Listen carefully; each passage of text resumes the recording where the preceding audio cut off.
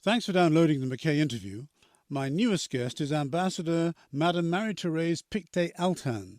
She is the permanent observer to the United Nations office at Geneva of the Sovereign Military Order of Malta.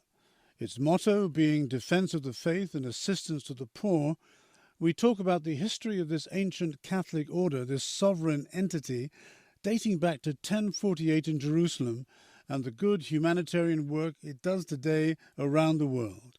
I hope you enjoy the podcast.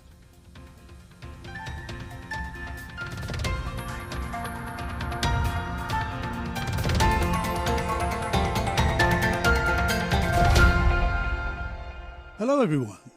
Well, first of all, I must apologize for the sound of my voice. It's the side effects of medication that was administered to me yesterday, but it really is me in front of the microphone today. And I'll do my best for you to understand me as we have this fascinating conversation which is just about to start. Each generation likes to think of itself as more modern, more inventive, and more insightful than the one before, and I suppose that is only natural. I was 21 when Neil Armstrong first stepped onto the moon. What could be better than that, my student friends and I thought? Well, we all know the answer now, don't we? Things, at least most things, do get better and move on.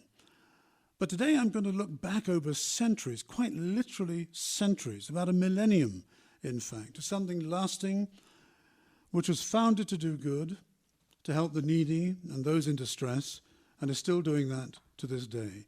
I'm in Geneva, and I'm on the special territory of the Sovereign Military Order of Malta, a uniquely special state, and I'm the guest of its ambassador, Mme. Marie-Thérèse Pictet-Althann, at its permanent mission to the United Nations office at Geneva, where for many years it has had the status of permanent observer. Your Excellency, thank you for inviting me and listeners to the Mackay interview, to your permanent mission today. It's a real privilege to meet you. Thank you very much, Mr. Kay. I'm delighted to welcome you here.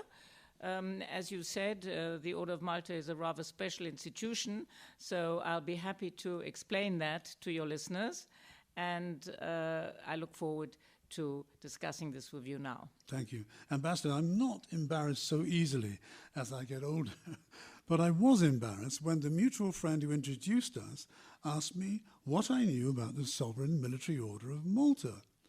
Why was I embarrassed?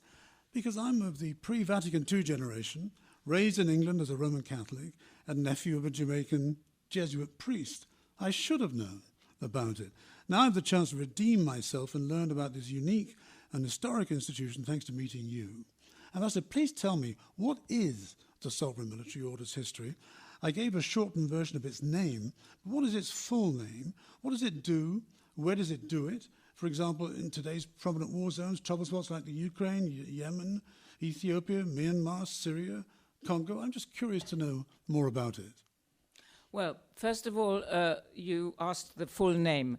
The formal name reflecting the Order of Malta's long history is, and I quote now, Sovereign Hospitaller Military Order of St. John of Jerusalem, of Rhodes, and of Malta. The reason for this is that the order was founded in Jerusalem in the 11th century as the Order of St. John. The patron saint is St. John the Baptist. It was founded by religious members who created this order, and their mission from day one was Tuitio Fidei et obsequium pauperum, defense of the faith and care for the poor and the sick. No matter what religion, what race, without any discrimination. No exception. No exceptions. And that, of course, was unique in those days. Of course. Today, we all are striving to be absolutely, to care for everybody without any discrimination. And that's in the human rights, of course, one of the human rights that we strive to, we aim to put into practice. But it's not always easy, of course. It's not always easy. So So after Jerusalem fell, the order moved its seat very briefly to Cyprus and then to Rhodes. This was very important because it had a territory now. It set up its own big hospital, and it also built a naval fleet to defend Christians, pilgrims, and so on from the Ottomans. So this was around what period? This was in, roughly. Rhodes was in the 16th century, if I'm not mistaken, and the hospitaller side of the order always remained wherever it was settled, wherever it settled. Always hospitals looking after the sick, looking after the poor, etc. And as I said, in Rhodes, then it became more military. They had a fleet, and then they were defeated by Suleiman the Magnificent in a famous battle. So they had to leave the island, and then after several years without a territory, Emperor Charles V gave them Malta and the surrounding islands. And this was the Holy Roman Emperor? Yes. Charles V. Yes, yeah. Yes. So the knights had remained in Rhodes until 1522, and then in 1530 they took possession of the island of Malta.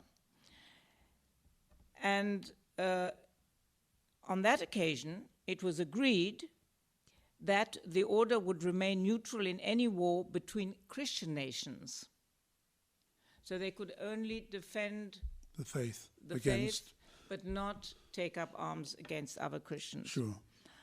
So during the Maltese period, the order consolidated its legislative, its judiciary organization, and it already became similar to an autonomous subject within the framework of the now international community. Sovereignty over Malta was exercised until June 1798, when Napoleon, engaged in the Egyptian campaign, occupied the island and forced the order to leave. Again, they were without a territory, but they then moved to Italy and very soon settled in Rome. During that period, there was the Congress of Vienna, there was the Treaty of Amiens, which both recognized or confirmed recognition of the order's sovereignty. It retained its international sovereignty as recognized by the Treaty of Paris and the Congress of Vienna.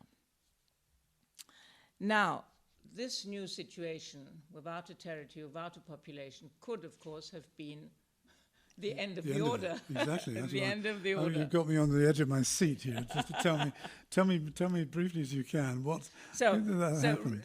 I've got some more questions for you. However, relieved of the difficulties of temporal government and released from all military duties, the Grand Masters who followed were able to build on the order's original mission to serve the sick and the poor. Good. So, since 1834, the order has its headquarters in Rome, in the extraterritorial premises of the Magistral Palace and the Magistral Villa on the Aventine. I see, okay. So it's clear to me, Ambassador, there's a need, that's obvious it's in these difficult times. And to paraphrase Sir Matthew, the poor are always with us. But please tell me of your association with the Sovereign Military Order. Give me some examples of what you do at the United Nations here in Geneva. And does New York feature too? Yes, absolutely. New York is very important. So the order was officially invited by the United Nations General Assembly in 1994 by a resolution adopted by the General Assembly in 1994 to become a permanent observer. Since then, we have full permanent observer missions in New York, in Geneva, in Vienna, and other UN cities. Our main objective is to practice humanitarian multilateral diplomacy. That means that we concentrate on all the topics that influence our work around the world. For example? For example, here in Geneva, Geneva is considered the humanitarian capital of the world. So here in Geneva, we are very lucky because we have the Office of the High Commissioner for Refugees, the International Organization of Migration, the World Health Organization. All these organizations are very important to us because we work with them on the ground, helping refugees, migrants in the areas of health, of development, etc.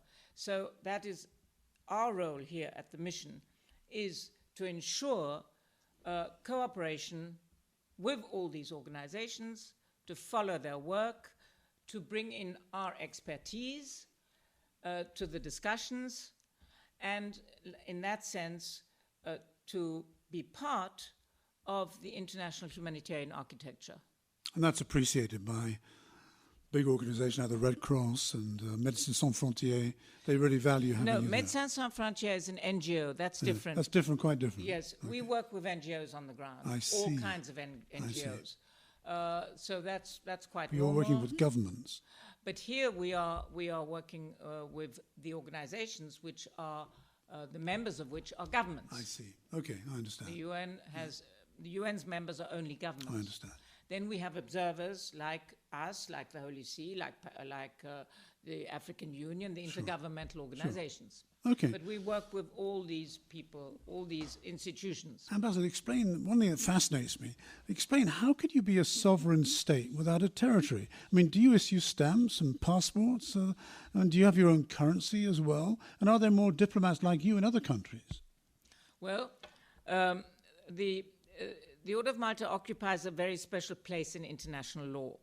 It is not a state, as you said, because it no longer has a territory nor citizens, and it is not an international organization because it wasn't created as a result of an agreement between states. Yet it has a government.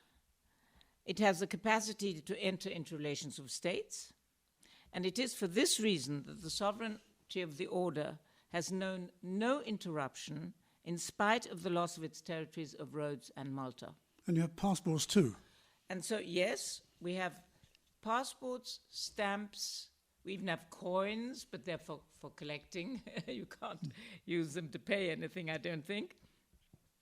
So the sovereignty of the Order of Malta and also the Holy See, in this case, derive from their own specific nature and not the traditional criteria of statehood. And I must ask you, are there other organizations like yours around the world? No, it's you're unique. It's unique. Unique. It's unique. Fascinating. It really has a very unique place in international law. Fascinating. Yes.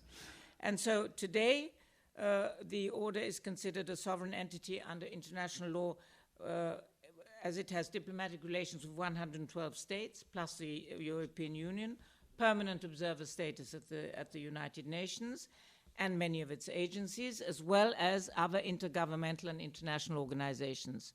And as we said, it issues its own passports, its stamps, etc., and all that is done at the seat of our government, the Grand Magistracy in Rome. I see. Well, for those of you just joining us, my guest today is Ambassador Mme. Marie-Thérèse Pictet-Althann, Permanent Observer to the United Nations Geneva of the Sovereign Military Order of Malta.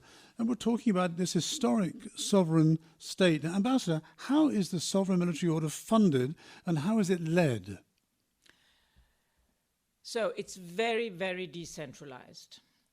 The order operates through grand priories, sub-priories, and 48 national associations, 133 diplomatic missions, say the number again, 133? 33 diplomatic missions, because in addition to the 112 states that have recognized us, we still have many multilateral missions and representations.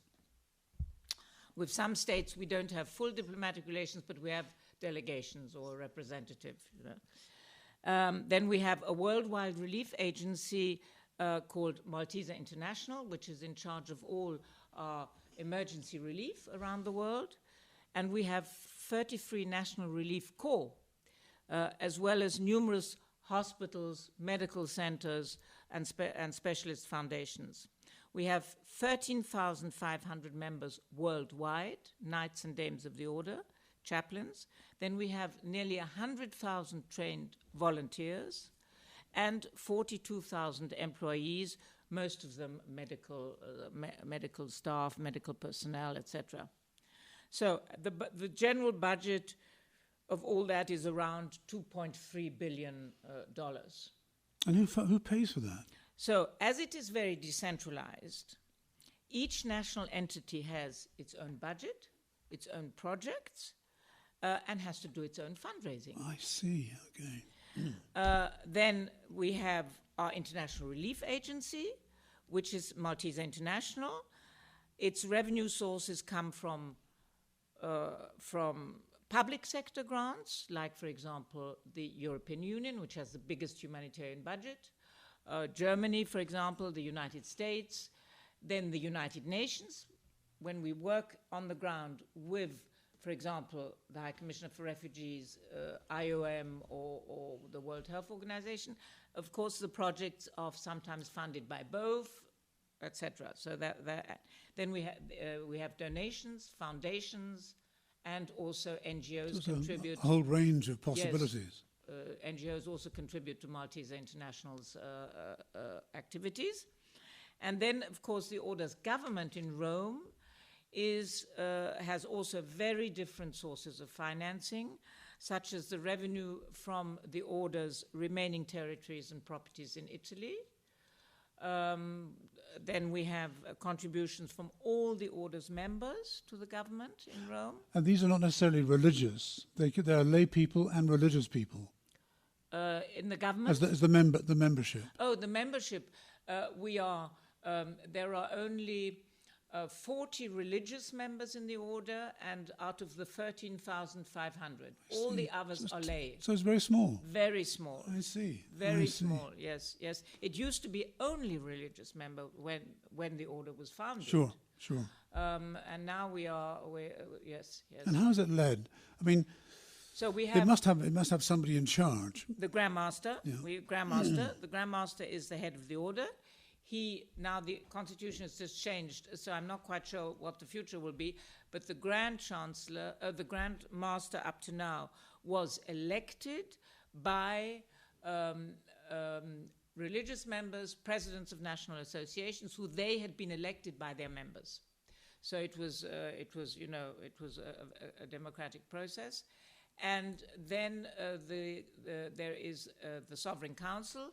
We have 4 high charges.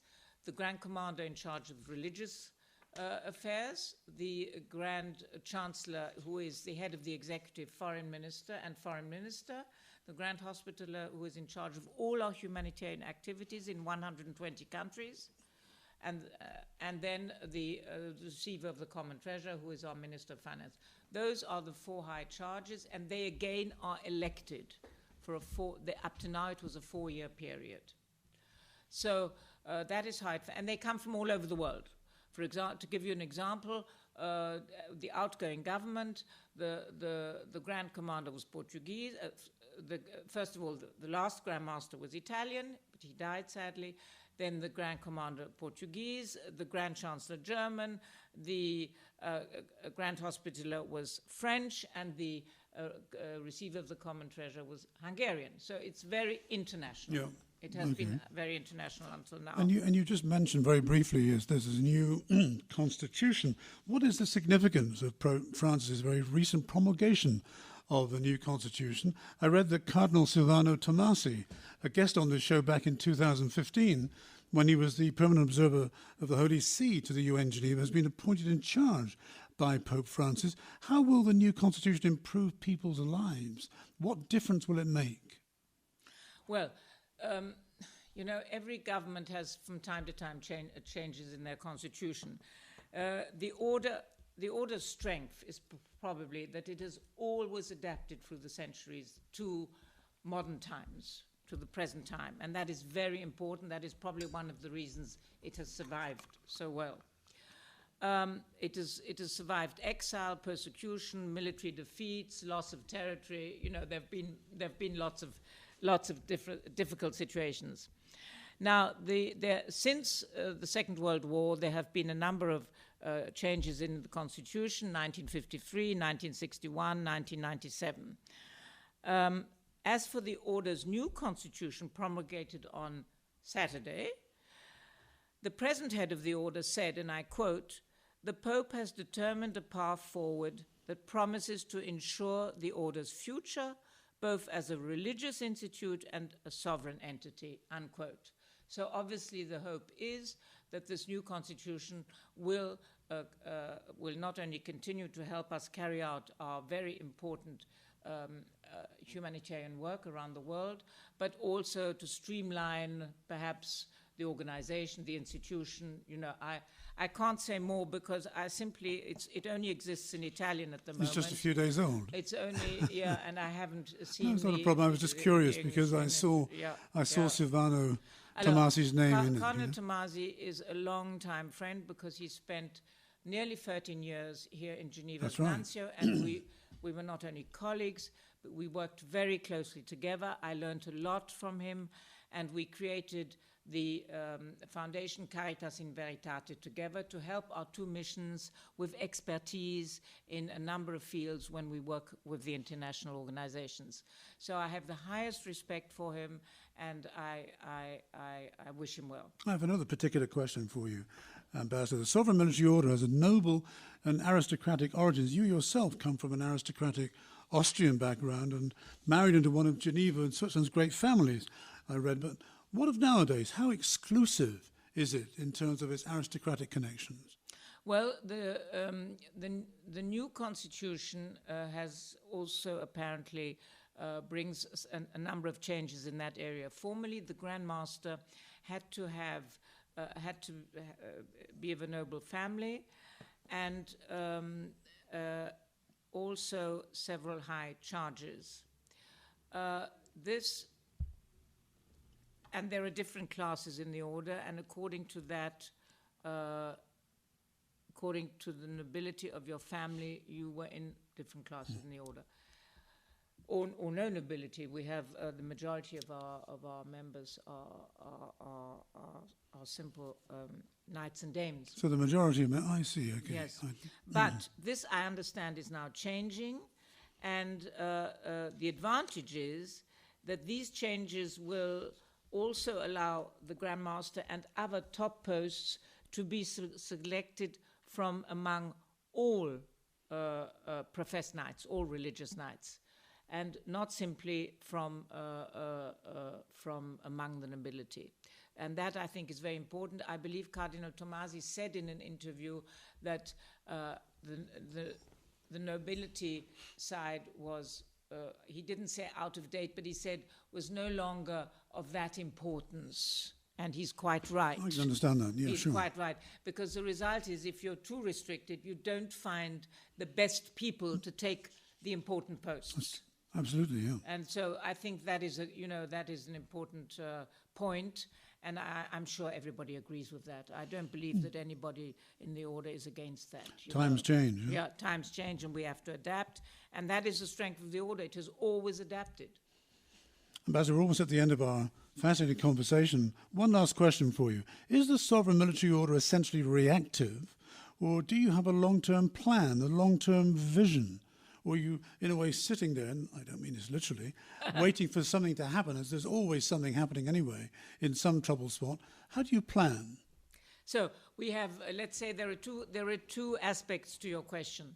The first is, of course, our international emergency relief organization, Maltese International, has to react to disasters. For example, you saw the floods in Pakistan the other day. They were immediately in action. Sure. In the Ukraine, we have an association in the Ukraine. We have immediately started work on the ground, and at the same time, all our associations in the neighboring countries, Poland, Lithuania, and everything else, all the neighboring countries immediately started work to receive the refugees coming out of Ukraine. Yeah. So that, of course, you can only do that when the crisis hits. Of course. That has to. Then, on the other hand, we have all our national associations and our long-term projects in the field, like in Africa, you mentioned the Democratic Republic of the Congo, you mentioned Myanmar. Those are long-term projects. The Order has been in those countries for many years, working in the area of healthcare, of prevention of conflict prevention, disaster risk reduction, etc. After the tsunami, for example, we stayed for many years in Indonesia and in Sri Lanka to rebuild. So those are long-term projects which we carry out, because very often, you know, the disaster hits, everybody comes in, but then they leave. Right. So we like to stay on to see the projects through. You're there for the long term. And give the population sustainable... That must be very encouraging with the local people. Yes, give the population sustainable prospects. Marvellous. And that is very important. And one thing I should also mention, when you asked me about what we are doing here, a very important aspect of our work here is the interreligious dialogue with everybody. That is very important, because that brings on the ground resilience and peace. And that is something we do all over the world, is interreligious dialogue. And that's quite different from the World Council of Churches. Yes, yeah. Yes. For example, to give you one example, which was really a highlight, when our then Grand Master paid a state visit to Lebanon, our president of the association there managed to gather the religious leaders of all the religions in Lebanon. And you know that there are many religions. Yes, I know Lebanon. I've been, yeah. All the religious That's leaders quite an achievement. Came and had a dialogue, an interreligious dialogue around our Grand Master. That was a fantastic occasion. Absolutely. Wow. And so, you know, those are moments where you see that what you're doing every day is bringing fruit. And also in Lebanon, the nurses, we work there with a Shiite foundation. The nurses wear their Shiite. So they wear the insignia of the and they have the Maltese cross. I see. Yes, the cross of the Order of Malta, which is the 8-pointed cross. Yes. And just in closing, just tell me the story of the 8 points, because it has some significance. 8 points of the cross. Beatitudes from the Beatitudes. Sermon on the Mount. Sermon on the Mount. Okay. Yes, yes. Ambassador, it's been an absolute education of talking and listening to you. Thanks so much for your instructive answers to my questions. My guest today has been Ambassador Mme. Marie-Thérèse Pictet-Althann, Permanent Observer to the United Nations Geneva of the Sovereign Military Order of Malta. Thank you once again. Thank you, Mr. McKay. I was very happy to give this interview, and we could have spoken for a long time, I feel. Easily. I feel, because you are so interested in the subject, and that, of course, is always a pleasure to be with somebody who is interested in what you are doing. And I wish you all the best, and I wish all your listeners all the best, and thank you for your attention. Thank you, Ambassador. Thank you for listening. Please share the show with those around you, and if you have any questions or feedback, write to me at contact@mackays.ch. I promise that I will reply to you.